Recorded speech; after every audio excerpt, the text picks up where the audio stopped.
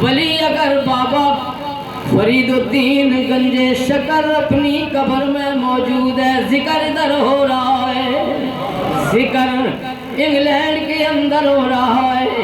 यार क्यों जिक्र हो रहा है? उन्होंने अल्लाह का जिक्र किया है, अल्लाह ने उनके जिक्र को हर इंसान की जुबान पे जारी कर दिया है। वली अल्लाह